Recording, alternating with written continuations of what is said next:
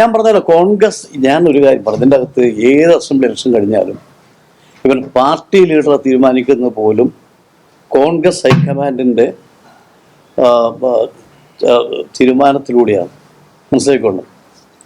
അതുകൊണ്ട് കേരളത്തിലെ ഭൂരിപക്ഷം കിട്ടിയാൽ ഈ മെയ് 4 കഴിഞ്ഞാൽ, മെയ് 4 ഭൂരിപക്ഷം കിട്ടിക്കഴിഞ്ഞാൽ ആര് വേണം, എന്ത് വേണം, എങ്ങനെ വേണം, ഈ തീരുമാനം മുഴുവനും കൈക്കൊള്ളുന്നത് കോൺഗ്രസ് ഹൈക്കമാൻഡാണ്. അത് ഒരു കീഴ്വഴക്കമാണത്, അല്ലാതെ ഒറ്റക്ക് പോയി തീരുമാനമെടുക്കാൻ കഴിയില്ല.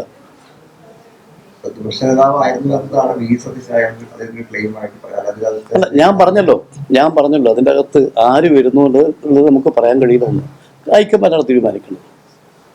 അത് കോൺഗ്രസ് ഹൈക്കമാൻഡാണ് എടുക്കേണ്ട തീരുമാനം, നമ്മളല്ല. ഹൈക്കമാൻഡ് എടുക്കുന്നത് കേരളത്തിലല്ല, കർണാടകയിലും രാജസ്ഥാനിലും അവിടുത്തെ MLA-മാരുടെ സപ്പോർട്ട് ആർക്കാണോ അവരെയാണ് മുഖ്യമന്ത്രിയാക്കിയത്. രാജസ്ഥാനിൽ കഴിഞ്ഞ തവണ സർക്കാരിൽ അശോക് ഗെഹ്ലോട്ട് എത്തുന്നത് ദേശീയ ചുമതലയിൽ നിന്ന് അദ്ദേഹം മുഖ്യമന്ത്രി സ്ഥാനത്തേക്ക് എത്തും. അപ്പോൾ ആ ഒരു കീഴ്വഴക്കം കേരളത്തിലും ആവർത്തിക്കപ്പെടാനുള്ള, ഞാൻ പറഞ്ഞല്ലോ ഇതിനൊരു നടപടിക്രമമുണ്ട്, കീഴ്വഴക്കമുണ്ട്.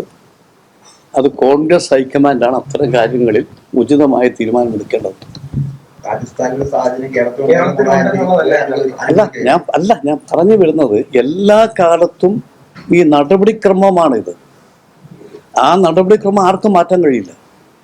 എല്ലാ കാലത്തും ഉണ്ടായിട്ടില്ല, ഇപ്പം മാത്രമല്ല, കഴിഞ്ഞ കാലങ്ങളിലെല്ലാം തന്നെ ഉണ്ടായ തീരുമാനം അതാണ്. ഹൈക്കമാൻഡാണ് പിന്നെ സ്റ്റേറ്റ് ഇലക്ഷൻ കഴിഞ്ഞാൽ എല്ലാ കാര്യങ്ങളിലും അന്തിമ തീരുമാനം. എല്ലാ കാലങ്ങളും അങ്ങനെയാണോ?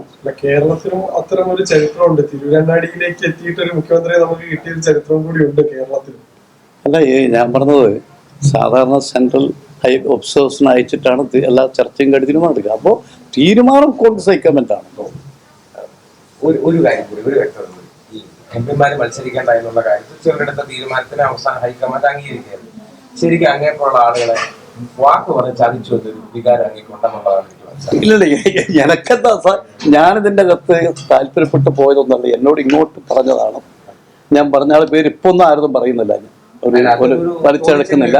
അല്ല, ഈ പറഞ്ഞ എന്നോട് പറഞ്ഞ തോൽക്കുന്ന സീറ്റ് എടുക്കണം എന്നാ, തോറ്റാലെന്താ MP ആയി തുടരാമല്ലോ, പ്രശ്നം എന്താ?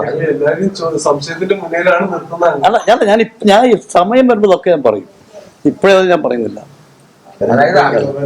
അല്ല, ഞാൻ പറയും പറയേണ്ടി വരും. കാരണം വെച്ചാൽ ഈ ഇടയ്ക്ക് എന്നെ തെറ്റിദ്ധരിക്കപ്പെട്ട വർക്കേഴ്സും ഉണ്ട്, മനസ്സിലാക്കണം.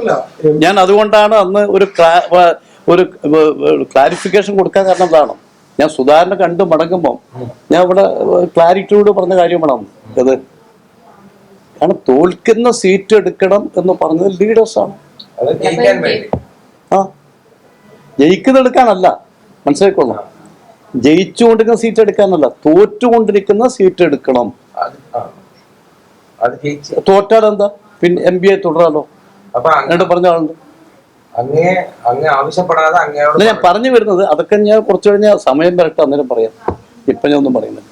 ഈ നേതാക്കളെല്ലാം ഇപ്പോൾ ഈ ഹൈക്കമാൻഡാണ് തീരുമാനമെടുത്തത്, അല്ലെങ്കിൽ ചർച്ചയിലാണ് ഇത് വന്നിട്ടില്ല എന്നുള്ളത് പറയുന്നതെല്ലാം തെറ്റായിട്ടുള്ള വസ്തുതാവിരുദ്ധമായിട്ടുള്ള കാര്യമാണ്. ഏതാ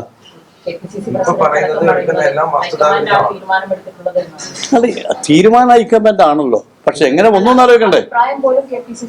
തെറ്റാണ്. ചിലർ പിടിച്ച വാശിയാണ്. ചിലരുടെ വാശിക്ക് മുമ്പിൽ ഒടുവിൽ തർക്കം വേണ്ട, വിവാദമാകണ്ട,